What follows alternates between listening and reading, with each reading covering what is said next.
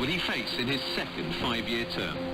Also today, the US Defense Secretary Lloyd Austin promises hundreds of millions of dollars more in military aid for Ukraine.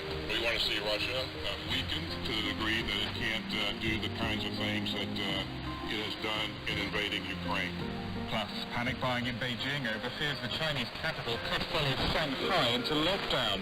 Reports that Twitter's poised to accept billionaire Elon Musk's offer to buy the company, and how the war and COVID have devastated livelihoods in one of Ethiopia's ancient cities. All of that and more after the news. Hello, I'm Debbie Russ with the BBC News. The US Defense Secretary says he wants to see Russia weakened so it can't repeat its actions in Ukraine. Lloyd Austin was speaking in Poland after a trip to Kiev with the American Secretary of State, Antony Blinken. The first such US visit since President Putin launched his invasion in February. The two officials travelled by train on Sunday to meet the Ukrainian President Volodymyr Zelensky. Mr. Blinken said the journey was encouraging.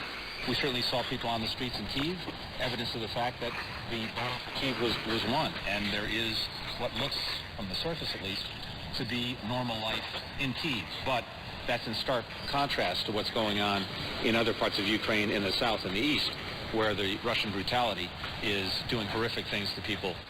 A proposed humanitarian corridor to evacuate civilians caught in the siege at the steelworks in the city of Mariupol has failed. Ukraine said it had not been involved in discussions about the ceasefire, which was announced earlier on Monday by Russia. Joe Inwood reports from Kiev. Trust has been in short supply in this conflict. Time and again, humanitarian corridors have been proposed. Time and again, they have failed. It's thought as many as 1,000 civilians are stuck in the sprawling tunnels of the Azovstal steel plant, along with the last of the city's Ukrainian defenders. The ceasefire was announced by Russia unilaterally.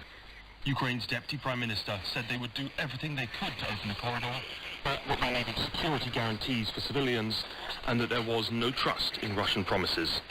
President Vladimir Putin has urged Russians to stay united, accusing Western governments of attempting to destroy the country from within. He said foreign agencies, especially the CIA, were plotting terror attacks. Mr. Putin told an annual meeting of Russian prosecutors that the United States and Europe were practicing a strange kind of diplomacy by sending weapons to Ukraine. In other news, Twitter has reportedly agreed to sell its platform to the billionaire Elon Musk in a deal worth about $43 billion. US media reports say the company's board of directors has accepted his offer after more talks with Mr. Musk and pressure from some shareholders. But sources said the agreement could still crumble. Here's our business correspondent, Theo Leggett.